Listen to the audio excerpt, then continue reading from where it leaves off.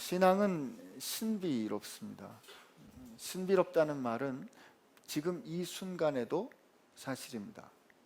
왜 사실인가? 오늘 우리는 굉장히 평범하고 제한된 공간 가운데 있습니다. 그러나 이 예배가 진실로 하나님께 드려지는 예배라면 지금 이 시간은 하늘과 땅이 만나는 시간입니다. 오늘 우리의 눈에는 하나님이 보이지 않습니다. 그러나 이 예배가 진정 하나님께 나아가는 예배라면 오늘 우리는 하나님의 거룩한 보좌 앞에 서 있는 것이 됩니다. 저는 2000년 전에 일어난 이 사건을 보면서 오늘 이 사건을 우리가 읽을 때, 이 사건을 들을 때 어쩌면 이 사건이 오늘 이 시대를 살아가는 우리와 이렇게 공명할 수 있는가? 이게 우리의 현실이 될 수 있는가? 굳이 영적인 해석 혹은 굳이 풍요적인 알레고리적인 해석을 하지 않아도 이 말씀을 있는 대로 우리가 받아들일 수 있다면 오늘 우리는 이 시대를 살아가는 우리 그리스도인으로서의 삶의 방법을 다시 생각할 수 있을 겁니다. 오늘 바울은 아덴으로 갔습니다.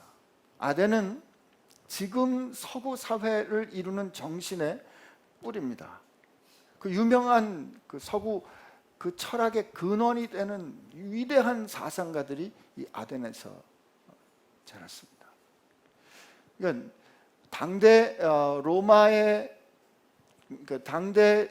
제국의 중심이 로마라는 도성이었다면 여전히 사상과 정신의 중심은 어디? 아덴에 있었던 거죠. 미국의 주도가 워싱턴 DC지만 경제적인 중심이 뉴욕 맨하튼이라고 한다면 정신과 사상의 중심은 버스턴인 거죠. 그죠? 요즘은 그 돈의 중심이 뉴욕에서 저 LA 뭐죠? 그 실크 아니 뭐라 그러죠? 실리콘밸리로 갔어요. 그죠? 실크하고 실리콘을 이렇게 헤매다니. 그러니까 그 거점이 되는 지금 당대의 이 켜켜이 쌓아온 그리고 누대로부터 내려왔던 오늘 여기 지금 우리가 그 옛날에 철학 시간에 배웠던 에피쿠로스와 스토이시즘에 관한 아주 구체적인 언급들이 여기 나오지 않습니까? 그런 그 당대 시대 정신들과 지금 바울이 마주하게 된 거예요. 오늘 이 시대를 살아가는 우리도 마찬가지입니다. 이 시대를 끌고 가는 시대 정신이 있어요. 이 에피큐리안들은 어떤 사람들인가 하면 이 BC 이 4세기에서 3세기 사이를 살았던 에피쿠로스가 이제 기원이 된다 그래요. 근데 에피쿠로스는 모든 일의 근원은 원자, 더 이상 나눌 수 없는 원자로 되어 있는데 그 원자가 서로 역동하는 과정 가운데 일들이 생긴다 이렇게 여겼어요. 그래서 이 사람은 어떻게 생각을 했냐면 인간이 결국 혹시 신이 있을 수는 있겠는데 그 신은 우리가 실제로 실제하는 이 물리적인 세상과는 분리되어 있기 때문에 우리가 살아가는 현실에 이 신을 끌어들이는 이것은 옳지 않다, 적절치 않다 이렇게 얘기를 한 거예요. 왜 그런가 하면 에피큐리안들이 주장했던 것 중에 하나가 죽음은 우리와 상관이 없다 이렇게 얘기를 했어요. 왜? 그 사람들은 만져지고 경험되고 관찰되고 감각되는 것만 실제라고 여겼어요. 그렇기 때문에 죽음이란 우리가 살아있는 동안 우리에게 실제가 아니다. 그리고 우리가 죽고 나면 우리는 더 이상 존재하지 않는다. 그러므로 죽음은 우리 것이 아니다. 이렇게 말한 거예요. 우리가 살아있는 동안은 살아있기 때문에 죽음은 우리에게 실제가 아닌데 우리가 죽게 되면 우리는 더 이상 살아있지 않기 때문에 죽음은 우리와 상관이 없다. 그러므로 지극히 현세에 충실하게 살았던 사람이에요. 그러므로 우리가 살아가는 동안에 우리가 고통이 없는 상태, 그걸 쾌락이라고 불렀어요. 요즘 우리가 말하는 이 자기 욕망이 충족되는 쾌락이 아니라 고통이 없는 쾌락. 그래서 이 사람들은 사회 문제에 깊이 관여하거나 어디에 어떤 주장에 이끌리거나 신이라는 이름으로 자기 생각에 이끌려가서 마음에 갈등이 생기고 고통이 생기는 것을 옳은 삶의 태도라고 여기지 않았던 거예요. 그래서 가능한 적게 참여하고 가능한 현실에 자족하는 그런 삶의 안녕한 상태, 이것을 쾌락이라고 부르는, 이렇게 삶을 살아가는 것이 옳다. 이 사람들 그래서 세속적인 불가지론자라고 부릅니다. 이런 태도가 있었던 거예요. 또 하나 스토아 학파들은 이 지노라는 사람에 의해서 비슷한 때 시작이 됐지만, 이 사람들은 어떻게 이 모든 만물 가운데 신적인 요소가 있는데, 그 신적인 요소는 어떤 인격적인 존재가 아니라 그 가운데 질서로 존재한다고 믿었어요. 그래서 그 질서로 존재하는 그 신의 질서, 로고스와 내가 어떻게 같이 맞춰갈 건가, 자연과 함께 내가 어떻게 맞춰갈 건가, 그러기 위해서는 내가 절제하고 명상하고 그 실제 앞에 나아가는 것을, 그것을 품격으로, 덕으로 여겼던 삶의 방법인 거죠. 그래서 이 스토아 사람들은 신을 경배하는 것을 옳지 않다 여겼지만, 결국 나중엔 다 절충해서 이 사람들도 신을 이제 경배하게 됩니다. 이런 사람들과 지금 바울이 만난 거예요. 거기에는 뭐 굉장한 아덴에는 지금도 그 아크로폴리스가 있고, 거기 그 파르테논 신전이 있지 않습니까? 당대의 그 세계관을 결정하는, 그 당대의 그 정신의 기초를 결정하는 모든 존재들이 거기 현실로 있었던 거죠. 여러분, 우리가 어떻게 이제 이 신앙의 문제를 우리는 이제 다루는데, 우리는 지금 어떤 이야기를 듣고 있는가 하면, 신앙 좋다, 당신이 어떤 신앙을 가지든지 좋다, 그건 당신의 자유다. 우리 종교의 자유가 있잖아요. 그런데 그 신앙은 종교의 자유지만 당신의 개인의 문제이기 때문에 그거를 공적인 영역으로 가져오지 말라고 합니다. 그 공적인 영역으로 가져오지 말라고 하는 것은, 예를 들면 미국에서는 그게 어떻게 나타나냐면, 이 교사들에게 십자가 목걸이를 하지 말라는 거예요. 공공장소에서, 공적인 장소에서 기도하지 말라는 거예요. 의사들에게는 전도하지 말라는 거예요. 그 당신의 개인적인 신념을 가지고 누군가의 종교의 자유를 억제하는, 억압하는 일은 옳지 않다. 이건 왜냐하면 종교는 사적인 영역이기 때문에 그렇다는 거예요. 근데 우리 모두가 다 그렇게 여겼어요. 그게 옳다고 여러분과 제가 생각하는 것 같아요. 그러나 그렇지 않습니다. 실제로 세상이 어떻고, 우리 인생이 어디서 와서 어디로 가고, 무엇이 옳고 무엇이 그르며 무엇이 귀중하고 무엇이 가치가 없는지는 사실 우리가 무엇을 믿는가에 의해서 결정이 된단 말이에요. 여호와의 증인들은 자기들의 신앙에 따라서 군대에 안 가고 말이죠. 그리고 수혈받지 않는 그런 일들을 하잖아요. 그런 일 때문에 실제로 병원에서 환자를 치료할 때 어떤 의사가 자기가 그 신앙 때문에 수혈을 해야 하는 환자에게 수혈을 받지 않도록 권고하는 이런 결정들을 내린단 말이죠. 그러니까 우리의 믿는 신앙이란 우리 삶의 중요한, 특히 옳고 그름의 가치와 연결되어 있기 때문에 이게 절대로 사적인 게 될 수 없는데, 우리는 그것이 사적인 영역이다라고 설득하는 세상 가운데 살고 있는 거예요. 네가 어떤 신앙 가져도 좋아, 그러나 회사에 일할 땐 가지고 오지 마라는 거죠. 그런데 이 당대의 정신을 이끌고 가는 이 아덴에 바울이 갔어요. 바울이 갔는데, 여러분 16절 17절 우리 한번 읽어봅시다. 시작. 바울이 아덴에서 그들을 기다리다가 그 성에 우상이 가득한 것을 보고 마음에 격분하여 회당에서는 유대인과 경건한 사람들과 또 장터에서는 날마다 만나는 사람들과 변론합니다. 여기서 바울이 아덴에서 그들을 기다리는 것은 지금 베레아에 남겨진 디모데와 실라를 기다리는 거예요. 근데 여기 보니까 바울이 그 성에 우상이 가득한 것을 보고 마음에 격분했다 그래요. 나는 이 말씀을 읽다가 제 자신에게 많이 질문했었습니다. 내게는 이런 격분이 있는가? 내게는 이런 격분이 있는가? 이게 페록수노라는 단어인데요.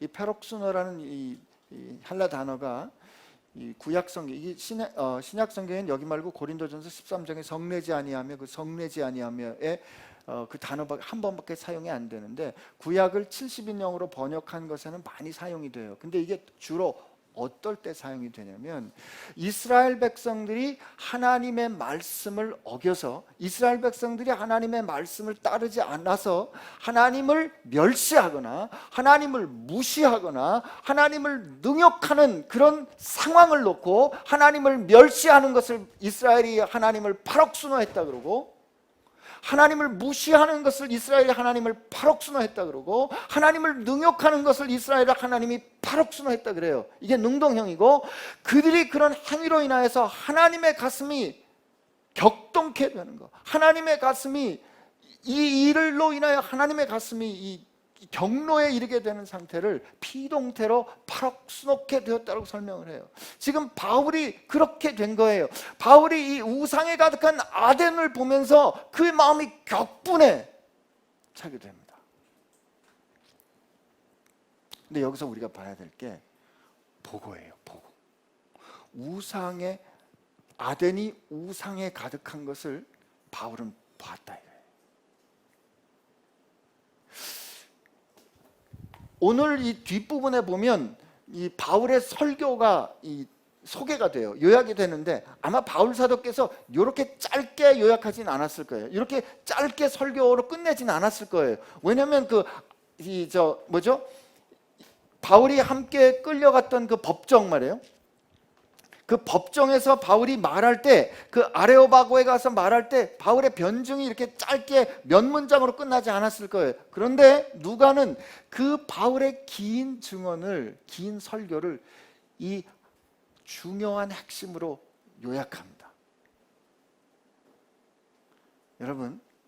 여러분과 제게, 이건 물론 첫째는 설교자의 책임인데 말씀을 듣고 그 말씀을 성경을 보고 묵상해서 이 말씀이 진짜 그러하다 할 때 그것을 요약할 수 있는 능력이 있어야 돼요.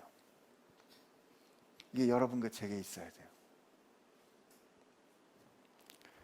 물론 설교자의 책임이 있어요. 첫째는 설교자가 헤매면 안 돼요. 설교자가 헤매면 제가 여기서 안개를 살짝 끼우면 여러분들은 미망을 헤매게 돼 있어요. 그래서 제가 설교학 시간에 배울 때 원 포인트, 집에 갈 때는 한 가지 메시지만 가지고 가라 이거예요.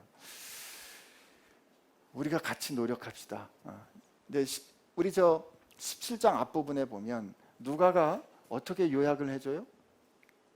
데살로니가와 베레아에서 복음을 전하고 듣는 사람들에 대한 모습이 나왔죠. 그죠?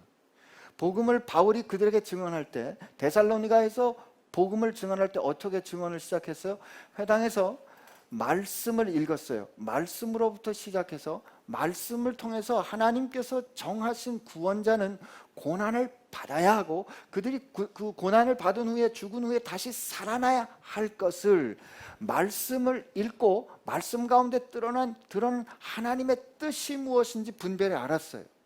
그리고 사도 바울은 그 말씀대로 이루어지는 현실을 보았습니다. 예수께서 죽으시고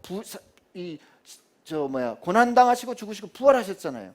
그러니까 그래서 사도 바울이 결론적으로 어떻게 증언하냐면 내가 말하는 이 예수가 말씀에서 말하는 그 그리스도다라고 증언하는 거예요. 이 성경이 우리에게, 누가가 우리에게 들려주는 복음은 어떻게 증언되는가? 말씀이 육신이 되는 것을 통해서 증언됩니다. 말씀이 현실이 되는 걸 통해서 복음이 증언돼요. 하나님의 말씀이 전달된다고요. 근데 베레아 사람들 그걸 어떻게 들었다고요? 베레아 사람들은 고상해서 신사적이어서, 그게 어떤 거라고요? 오픈 마인디드여서, 선입견을 가지고 보지 않아서, 미리 정해놓고 듣지 않아서. 여러분, 우리 자신을 보면은요, 우리는 정해놓고 들어요. 저 사람은 내가 좋아하는 사람이니까 일단 그냥 같은 편 말로 들어요. 어떤 사이가 안 좋, 실제로 제가 현실에서 겪고 있는데, 이 위원회 가운데 서로 사이가 안 좋은 두 분이 있어요. 그러면 이분이 찬성하면 이분의 의견은 보나 마나야 반대지. 이분이 반대하면 이분은 찬성해요. 이게 정해놓고 듣는 겁니다. 근데 우리 마음 가운데 그렇게 듣는 태도가 있어요.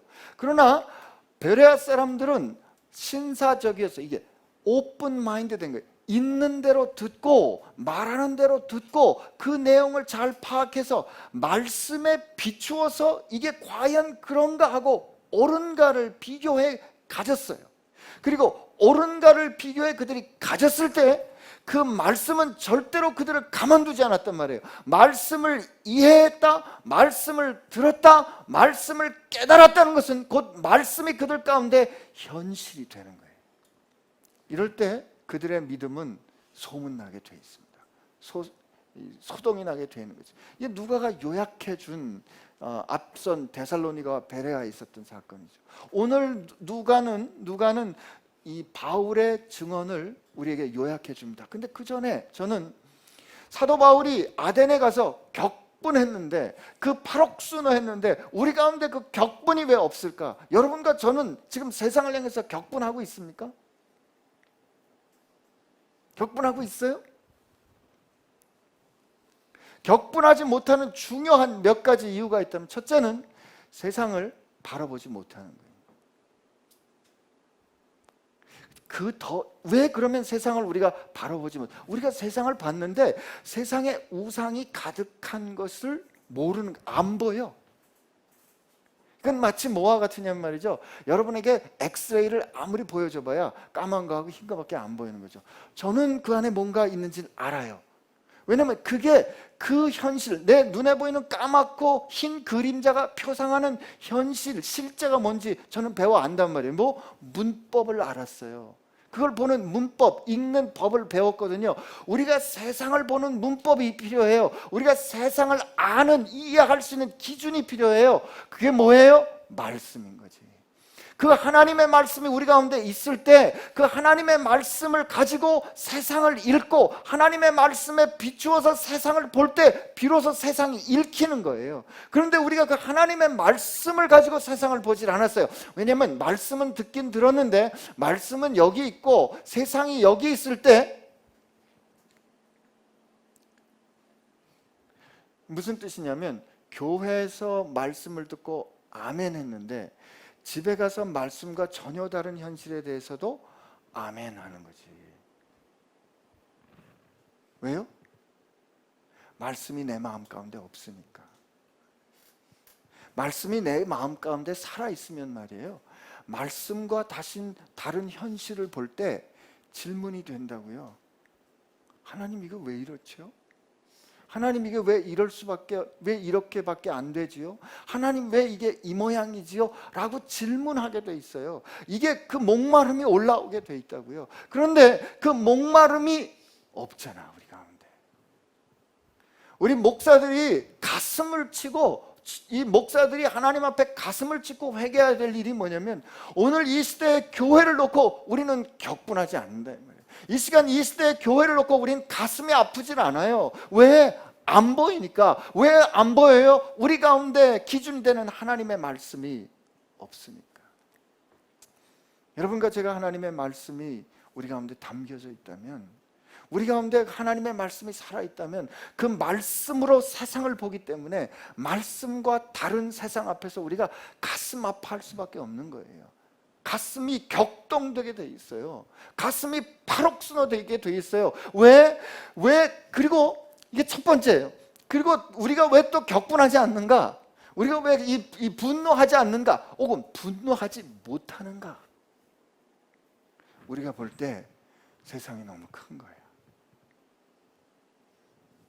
세상은 저렇게 크고, 세상은 저렇게 단단하고, 세상은 저렇게 촘촘히 짜여져 있고, 세상은 저렇게 완벽한 시스템 가운데 있는데, 그 가운데 이 나 하나가 서가지고 내 하나가 격분해봐야, 내 하나가 하나님 이건 아니잖아요, 하나님 이건 틀렸잖아요 라고 말해봐야 무슨 소용이 있겠는가 하는 생각이 드는 거죠.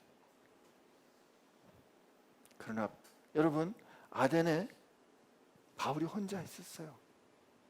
아덴에 바울이 혼자 있었지만 바울은 그 우상으로 가득한 아덴을 보고 격분했다, 격동케 되었다라고 성경은 증언하는 거예요. 나는 이게 얼마나 담대한 용기로 읽히나 모르겠어요. 저 세상 앞에 말이죠, 저 세상 앞에 아니야, NO! 틀렸어! 라고 당당히 마주서는 하나님의 사람을, 이게 여러분과 저야 합니다. 근데 왜 이렇게 안 될까? 이게 왜 우리는 그렇게 안 되는 걸까? 우리 안에 세상을 이기신 주님이 계신 걸 우리가 잊기 때문에 그래요. 내 안에 이 세상을 만드시고, 오늘 뒤에 바울의 설교에 쭉 나오잖아요. 하나님은 세상을 만드셨다. 하나님은 세상을 만드셨기 때문에 그리고 하나님 세상을 만드시고 그 안에 모든 만유를 충만케 하셨다. 그리고 그들로 하여금 호흡을 주어 그들로 하여금 존재하고 살게 하셨다. 그러므로 하나님은 인간의 손으로 지은 저 신전에 계시지 않는다. 그런데 주님은 뭐라고 말씀하시면 그 하나님이 내 안에 함께 하시고 계시다는 거예요. 바울은 그 하나님이 성령으로 자기와 함께하고 계신 걸 알았기 때문에, 내 안에 살아계신 주님이, 이 세상보다 큰 주님이 계신 걸 알았기 때문에 바울은 이 세상 앞에, 우상으로 가득한 아단 앞에서 격분할 수 있었던 거예요. 아니, 격분케 되었던 거죠. 왜요? 그가 격분하려고 그런 게 아니라 그 안에 있는 하나님의 마음이 그를 가만히 놔두지 않는 거예요. 내 안에 그리스도의 심장이 나를 강권하시도다 했던 그런 바울의 태도 말이죠.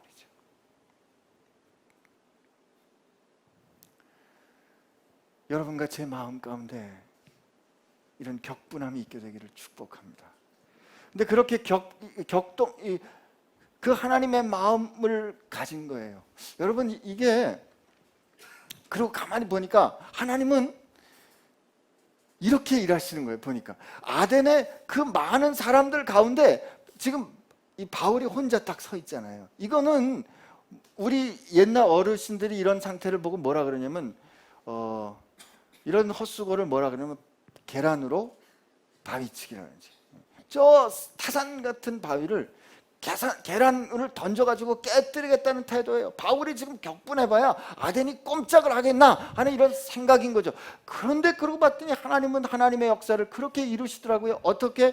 하나님은 저 당대 제국인 바로를, 그 당대 제국인 이집트로부터 200만이 넘는 이스라엘 사람들을 빼낼 때 말이죠, 하나님은 60만, 아니야, 적어도 한 5만쯤 되는 그런 군대를 그들에게 보낸 게 아니고, 하나님은 도망자가 된 나이 80된 노인과 그보다 나이 조금 많은 그의 형 둘을 보낸 거예요. 그 당대 제국의 왕 앞에서 나를 경배하기 위해서 내 백성을 빼내겠다고 하나님은 그 모세를 통해서 말씀하신단 말이에요. 계란으로 바위치기죠. 블레셋과 전쟁을 할 때 그 블레셋 장수 골리앗이 이스라엘을 모욕하고 살아계신 하나님을 말할 수 없이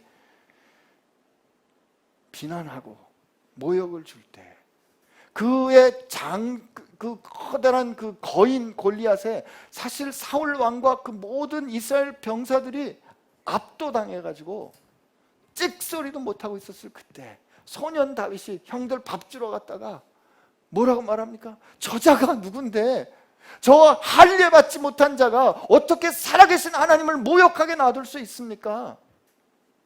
야, 정신 차려. 너 왜 그래? 너 정신 차려. 그 뭐가 그래요? 내가 나가서 내가 이제 양들을 지킬 때 내가 사자도 곰도 싸워 이겼는데, 저 살아계신 하나님을 모욕하는, 저 할례 받지 못하는 저 골리앗을 내가 그 당당히 마주 설 때 하나님께서 나로 하여금 그를 이기게 해주실 거라고 말하는 다윗의 태도는 말이죠, 계란으로 바위치기였어요. 그리고 보니까 인류가 처음에 이 범죄함으로부터 하나님의 경륜을 거스렀던 모든 죄악의 권세를 꺾으신 예수님이 이 역사를 결정적으로 돌려놓고, 예수님께서 이 하나님의 나라의 역사를 온전히 증언하신 예수님은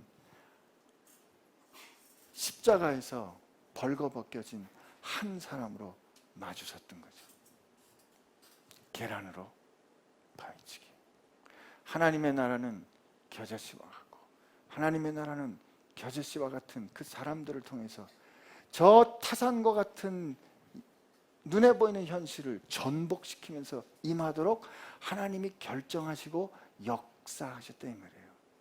오늘 아덴에서 바울이 설교하는 것을 통해서 하나님 그것을 우리에게 다시 확인해 주신 게, 이게 하나님의 말씀으로, 하나님께서 주신 실제로, 하나님께서 보시는 시선으로 세상을 읽는 그리스도인들의 태도가 돼야 되는 거예요. 그런데 우리가 거꾸로 읽고 있었어요. 세상이 말하는, 세상이 가르쳐주는 기준과 문법을 가지고 교회와 실제를 봤단 말이에요. 그러니까 어떻게 해요?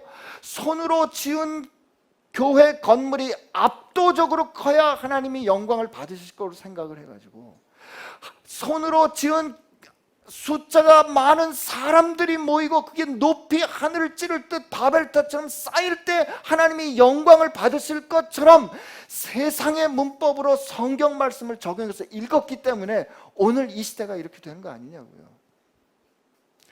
하나님께서 가르쳐주신 말씀으로 세상을 봐야 되는 그리스도인들이 세상의 눈으로 지금 우리를 보고 있는 거예요. 그러니까 하나님은 손으로 짓지 않은 곳에, 하나님은 손으로 지은 곳에 계시지 않고 하나님이 사람의 섬김에 의존하지 않는다 하는 이 현실이 보이지 않는 거죠.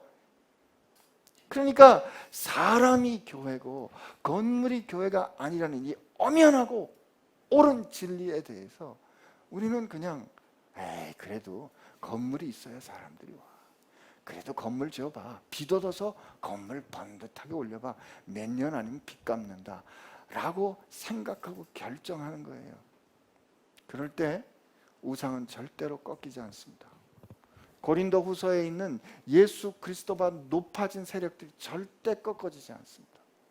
여러분과 제가 진짜 하나님의 말씀을 듣고 하나님의 말씀이 우리 가운데 살아있다면 저 세상 앞에서 내가 겨자씨와 같을지라도 하나님의 말씀으로 설 수 있어야 돼요. 그리고 하나님 앞에서 하나님 이건 아닙니다, 하나님 이건 아닙니다 라고 말할 수 있어야 됩니다. 그런데 바울이 그렇게 말할 때 말이죠, 바울이 두 군데서 말했어요. 두 군데서. 그게 17절인데 야 45분인데 이제 17절 가고 있어요 우리. 오늘 어떻게 하면 좋아. 근데 17절에 한번 다시 읽어봅시다. 시작. 회당에서는 유대인과 경건한 사람들과 장터에서는 날마다 만나는 사람들과 변론했어요. 여러분 바울이 격분했는데, 바울이 격분했다는 뜻은 바울이 그들을 미워했다는 뜻이 아닙니다. 이런 죽일 놈들 라고 바울이 그들을 저주했다면 바울도 그 다음에 고린도에서 한번 합니다. 바울이 너무 복음을 전하는데 방해하는 유대인들에게 너무 열받으니까 외투를 탁탁 털으면서 너희 피해에 대해서는 내가 책임이 없다. 이 에스겔을 인용해가지고 그들하고 이렇게 관계를 끊을 때 주님이 나타나셔서 야, 이 성에 아직 내 백성이 많어. 아직 가지 마. 그리고 나서 1년 반을 유하지 않습니까? 그러니까 바울이 진짜 아덴 사람들을 향해서 저주하는 태도로 격분하면 말이죠, 신발에 있는 먼지를 털고 옷을 탁탁 털고 떠났을 거예요. 근데 바울은 그들과 변론했습니다. 그 말은 무슨 뜻이에요? 그 우상들을 향해서 경노했어요. 하나님께서 그렇게처럼 하나님보다 높아진 모든 우상들에 대해서는 진노와 함께 하나님의 진노를 발했지만 그 우상에 의해서 좌우를 분별하지 못한 채로, 옳고 그름을 분별하지 못한 채로, 진리와 거짓을 분별하지 못한 채로 끌려가는 그 백성들, 저 망해져가는, 저 멸망해가는 영혼들을 향해서는 안타까운 심정으로 그들을 바라봤던 거예요. 바울의 이 격분은 말이죠, 그냥 화난 게 아니라 이거는 compassionate distress예요. 마음이 깨지게 아픈 거야. 주님이 안식일에 말이죠, 이게 손에 이 장애가 있는 여자를 사람들이 데리고 와가지고 주님이 이걸 안식일에 고치나 안 고치나 하는 이런 사람들을 보면서 이 불쌍한 사람들을 긍휼히 여기지 못하는 그들을 통해서 주님이 분노와 함께 슬퍼하시거든요. 그런 주님의 마음인 거죠. 나는 우리 그리스도인들이 세상에 대해서 그런 마음 가지기를 축복합니다. 제가 오늘 여러 번 축복하고 있어요. 여러분 지금 교회에서 시선 프로젝트 하잖아요. 시선 프로젝트가 다른 거 아니에요. 이 세상을 그렇게 하나님의 말씀으로 우리가 보고 읽고, 하나님 이건 아니잖아요. 하나님 말씀하신 샬롬과 지금 우리가 살아가는 모습이 이 하나님께서 말씀해 주신 예수 그리스도의 영광에 닮아가는 것과 이렇게 어긋난 것과 이 사이 말이에요. 이 차이 가운데 우리가 갈등하고 아파하고, 어떻게 하면 한 발짝이라도 이걸 가까이 가게 할 수 있을까, 어떻게 하면 이게 하나님의 샬롬을 갖고 갈 수 있을까 하는 이 안타까운 마음, 이게 우리의 시선이어야 돼. 이게 우리의 시선 프로젝트여야 되는 거예요. 그런데 바울이 그 아픈 가슴을 가지고 그가 변론, 사람들과 만나서 얘기할 때 회당에서 유대인과 경건한 이방인들과 했어요. 오늘 저같이 교회에서 하는 거예요. 그러나 동시에 그는 저잣거리에서, 어디에요? 장터에서 날마다 만나는 사람들과 변론합니다. 바울은 세상 나갔을 때 그냥 거기서 그냥 그들과 같이 이런 말 하지 않고, 그들에게 지금 되어진 새로운 세상에 대해서 이야기하지 않고 그냥 살다가 이 얘기가 통하는 사람들끼리 만났을 때 한 게 아니었다 이 말이에요. 지금 우리가 사는 우리의 시간으로 환산해 보면, 저 같으면 말이죠, 토요일 일요일에 교회에서 시간 많이 보내요. 토요일 일요일에 주일에 교회에서 시간 보내는 것뿐만 아니라 월요일부터 금요일까지 학교에서 사는 동안에 어떻게 하면 하나님의 샬롬을 이 현장 가운데 가지고 올 수 있을까라고 변론하는 게 변론. 근데 이때 바울이 변론하는 태도를 보면 히브리적인 어법을 쓰지 않습니다. 이 아레오바고에 지금 이제 같이 동행해서 가잖아요. 그러니까 아레오바고에 간다는 말은 이게 공적인 장소에서 공적인 기회를 통해서 일종의 뭐라 그럴까, 재판도 아닌 것처럼 굉장히 중요한 무게 있는 변론이 지금 벌어진 거예요. 근데 그 무게 있는 변론을 벌일 때 그가 히브리 사람들이, 그가 데살로니가에 있는 유대인이나 다른 데서 설교한 것처럼 하지 않고 다른 접근으로 이들에게 복음을 전합니다. 그렇기 때문에 많이 비판적으로 얘기하는 사람들이 이 바울의 17장에 나오는 설교는 그리스도 중심적이 아니다라고 심지어 비판하기까지 해요. 그러나 저는 그렇게 생각하지 않습니다. 바울의 정신, 율법 없는 자에겐 율법 없는 자처럼 어떻게든지 한 영혼을 구하려는 그의 변증적인 태도가 여기 보면 드러나요. 바울은 그들을 관찰합니다. 어떻게 해요? 22절에 보니까 아덴 사람들아 너희를 보니 범사에 종교심이 많도다. 여러분들이 인생의 의미를 추구하고 여러분들이 잘 살고 싶어하고 신을 두려워하는 여러분의 마음이 보니까 충만합디다 라고 그들의 종교적인 노력을 인정해 줘요. 그리고 내가 두루 다니며 여러분들이 위하는 것을 봤는데 심지어 알지 못하는 신에게라고 새긴 단도 보았습니다. 이렇게 말합니다. To unknown God. 이게 무슨 뜻이겠어요? 그 사람들이 신이 엄청나게 많았거든요. 근데 엄청나게 많은 신을 섬기는데 그들이 이렇게 생각한 거예요. 우리가 엄청나게 많은 신들을 알고 깨달아서 섬기는데 혹시 우리가 알지 못하는 신이 있을 거 아니냐. 그 알지 못하는 신은 우리가 아직 알지 못하기 때문에 그 신이 우리에게 원하는 것을 우리가 뭔지 알지 못하니까 우리가 섬기지 못할 수도 있는데, 일단 알지 못하니까 알지 못하는 그 신을 일단 우리가 아는 대로 섬기니까 그 알지 못하는 신이시여 우리를 잘 봐주세요, 이런 태도예요. 근데 에피큐리안들은 이거 도대체 웃기는 말이라고 믿지 않았겠죠. 왜요? 알지 못하는 신이란 내가 지각하지 못하기 때문에, 그가 있어도 우린 지각하지 못하기 때문에 그는 우리에게 없는 거다. 그리고 없다면 진짜 없는 거니까 알지 못하는 신에게 섬기는 건 이건 말이 안 되는 거다라고 말할 거예요. 지금 바울은 얼마나 그가 노련한가 하면 이 에피큐리안들과 스토아 학파들은 입장이 다른 사람들이에요. 마치 바리새인과 사두개인 같이 서로 믿는 게 다른 사람들인데 바울은 그의 한 설교를 통해서 이 두 사람에게 다 대답을 하고 있는 거예요. 우리가 이런 지혜를 가져야 됩니다. 바울은 세상을 읽었어요.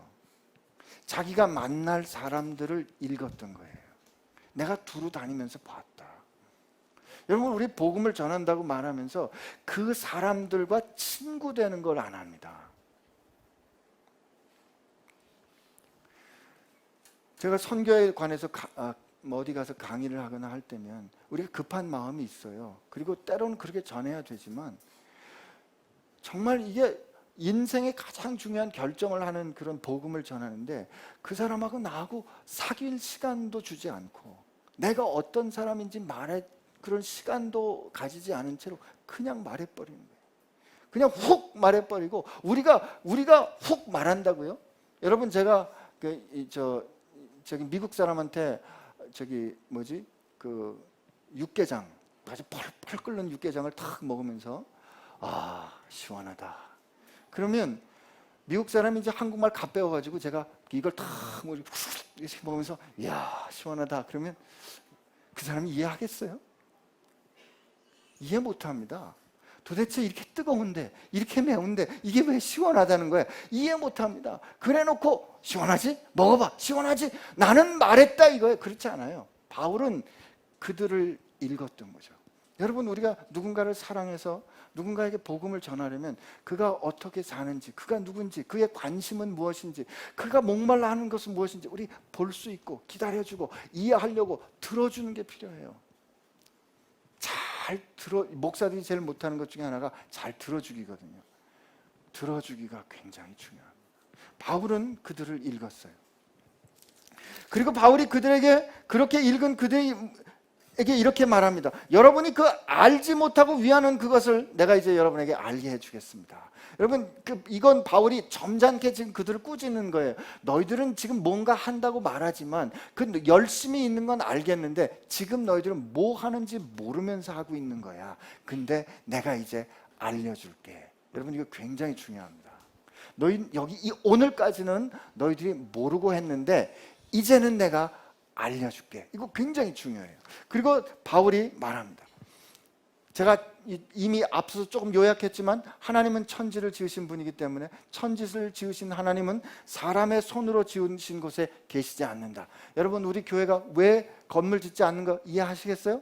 우리는 모이는 것이 필요해요. 같이 모여서 예배하는 것 필요해요. 그러나 무리에서 은행빚 얻어가지고 교회 짓는 것 하나님께서 거기 계신 거 아니라 이 말이에요. 하나님은 어디 계시다? 우리 가운데 계세요. 우리 사람들 가운데 계신 거예요. 그리고 하나님이 무엇이 부족한처럼 사람의 섬김을 받으시는 것이 아니에요. 하나님이 우리를 섬겨주세요. 그리고 이는 만물에게 생명과 호흡과 만물을 친히 주시는 그 하나님이다. 근데 바울이 이때 말하는 이 하나님은 그 알지 못하는 신이 아니라 이 모든 너희들이 말하는 그 모든 만물 이 그리스 로마의 신들은 다 인간들이 뭔가 인간들하고 관계 가운데 서로 지지고 볶다가 신들이 계속 생겨나거든요. 그게 아니라는 거지. 하나님은 이 모든 것 너희들이 생각하는 그 모든 것 위에 모든 만유가 가능하도록 하신 그분이다라고 말씀하십니다. 인류의 모든 족속을 한 혈통으로 만드시고 이게 한 혈통은 하나님께서 처음에 아담이라는 한 사람으로부터 시작되어 하나님께서 모든 땅에 거하게 하시고 그들의 연대 이게 뭐예요? 시간을 정하시고 거주의 경계 공간을 정하셨다. 이게 무슨 뜻이겠어요? 하나님은 여러분 우리 공간과 시간이 만나면 역사가 되는 겁니다.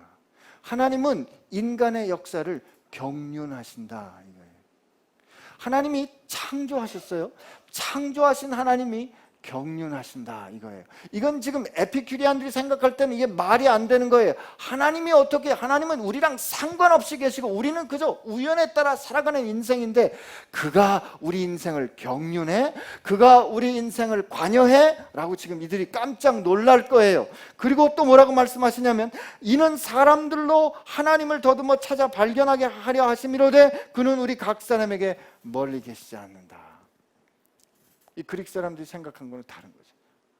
하나님은 신은 저 멀리 계신데 적어도 저 아크로폴리스 그 높은 산이 하늘에 있지 우리랑 상관없는데 그렇지 않다. 바울이 뭐라고요?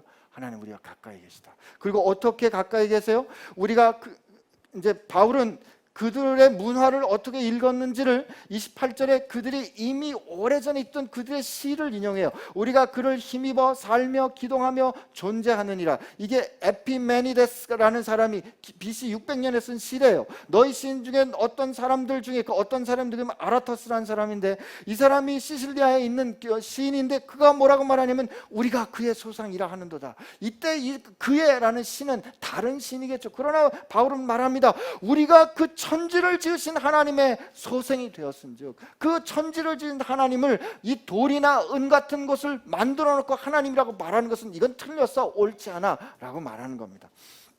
그런데 이렇게 이제까지 여러분들이 살아왔던 것, 그대들이 살아왔던 것은 알지 못했던 시대였기 때문에 그것은 가능했습니다. 알지 못했던 시대였기 때문에 용서될 수 있어요. 그러나 이제 하나님은 어디든지 사람에게 명하사 회개하라 하셨느니라. 여러분, 이때 회개하다는 말은 잘못을 뉘우치다 혹은 후회하다 이런 뜻이 아니라, 이건 회개하다는 말은 방향을 선회하는 거예요. 방향을. 이제까지는 이 사람들이 살아왔던 삶의 길에서 이제 전혀 다른 삶의 길로, 왜냐하면 새로운 삶의 길이 열렸거든요. 새로운 세상이 열렸기 때문에 그리로 전환하라 이게.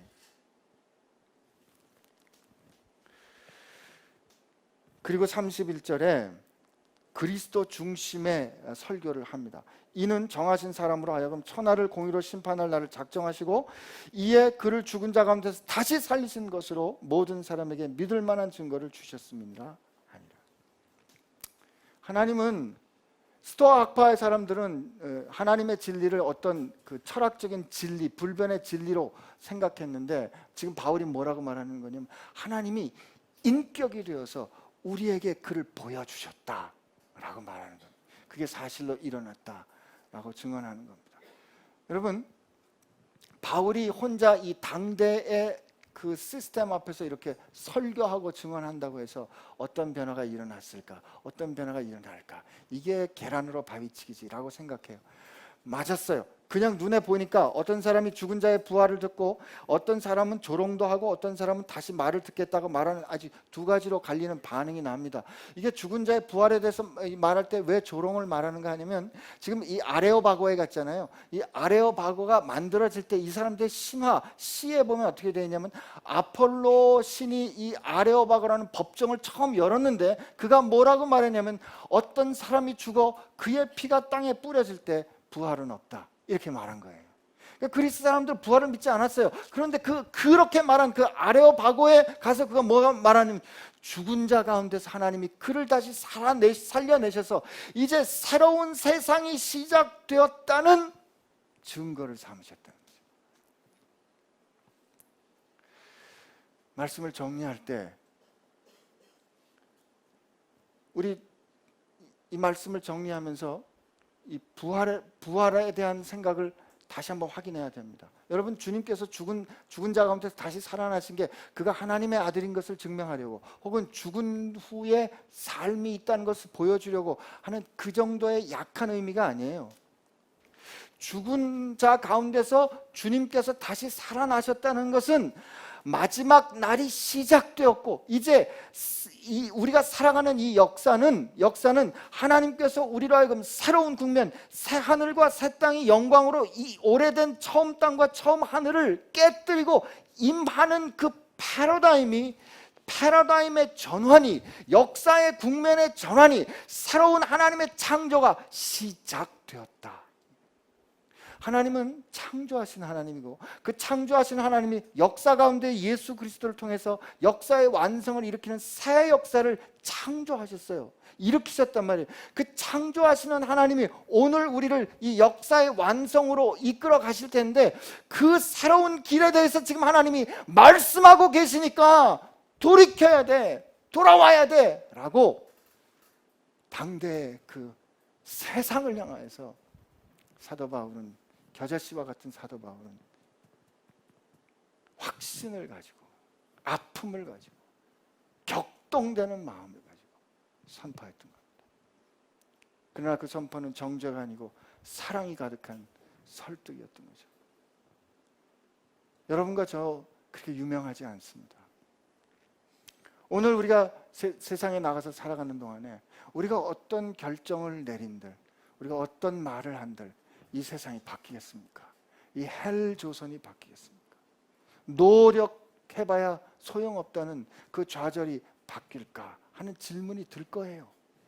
그러나 오늘 그 아덴에서 설교한 바울을 통해서 하나님은 그곳에 하나님의 나라를 임하게 하셨다는 사실을 우리에게 가르쳐주고 있고, 우리로 하여금 이 세상 앞에서 바울처럼 이 세상에 하나님의 말씀을 붙잡고 우리도 세상을 향해서 만나는 사람에게 새 시대가 시작되었어. 이제 달리 살아야 돼 라고 증언해 주기를 원하십니다.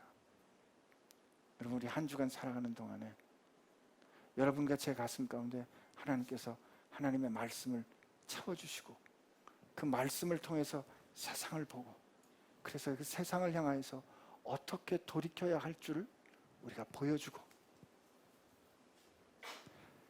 지금보다 다만 한 발짝이라고 더 나가는 샬롬의 나라를 우리가 살아내는 영광이 있게 되기를 축복합니다. 우리 함께 하나님 앞에 기도합시다.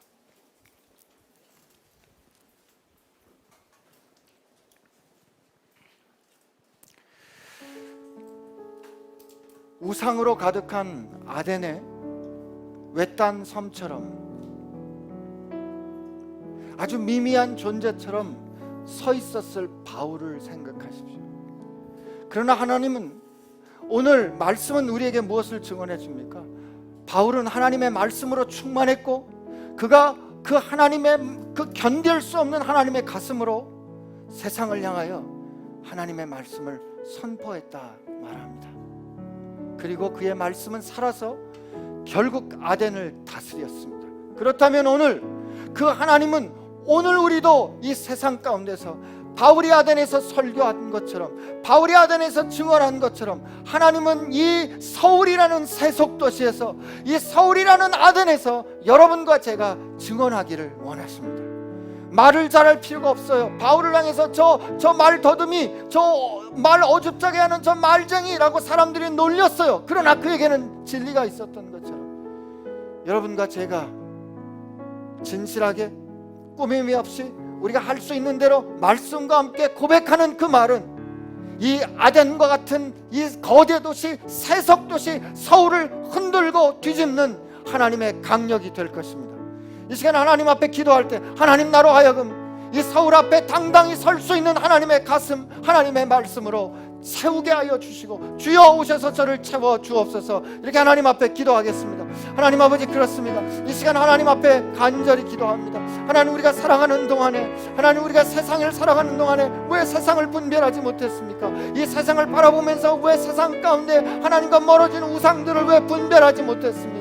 하나님, 우리 가운데 있어야 할 하나님의 말씀이 없었고, 우리 가운데 있어야 할 하나님의 가슴이 없었고, 우리 가운데 있어야 할 하나님의 말씀이 있음에도 불구하고, 하나님께서 말씀하심에도 불구하고 하나님의 말씀을 믿고 따라가는 믿음과 순종이 없었기 때문인 것을 이 시간 주님 앞에 고백합니다. 주님, 내 능력으로 할 수 없음을 고백합니다. 내 능력으로 아무것도 이룰 수 없음을 주님 앞에 고백하오니, 주여 이 시간 우리와 함께하여 주시어서, 나와 함께하여 주시어서, 주의 성령으로 함께하여 주시어서, 보혜사 성령으로 함께하여 주시어서, 주여 말씀으로 세상을 읽게 하여 주시고, 말씀으로 세상 앞에서 하나님의 그 마음으로 격동케 하여 주시옵시고, 아버지, 격동케 할 때 우리 입술을 통하여 우리 말이 터져나온 것이 아니라 삶을 살리고 이 세상을 창조하셨던, 삶을 새롭게 하셨던 하나님의 말씀이 터져나오게 하여 주옵소서. 주님 감사합니다.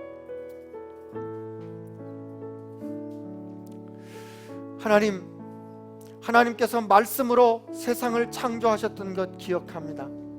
하오니 하나님, 이 파역한 세상에 하나님 뜻에 벗어나서 기형으로 얼그러지고 병들고 아파하고 신음하는 저 세상 앞에 우리가 섭니다. 하나님, 아파하는 당신의 가슴을 우리 가운데 허락하여 주시옵시고, 하나님, 역사를 새롭게 빚어가시는 하나님의 말씀을 우리 가운데 허락하여 주시옵시고, 아버지, 우리가 그 말씀을 믿어 그 말씀을 선포할 때, 우리 주변에 살아가는 사람들에게 그 말씀으로 그들과 함께 변론할 때 그들이 살아나고 내가 살아나고 우리 사회가 새롭게 변화되는, 우리가 살아가는 세상 가운데 하나님의 샬롬이 임하는 영광을 보게 하여 주옵소서. 그렇게 하실 줄로 믿습니다. 이 모든 일 이미 이루시고 우리를 통하여 역사하고 계신 주님을 찬양하오며 예수님의 이름으로 기도합니다.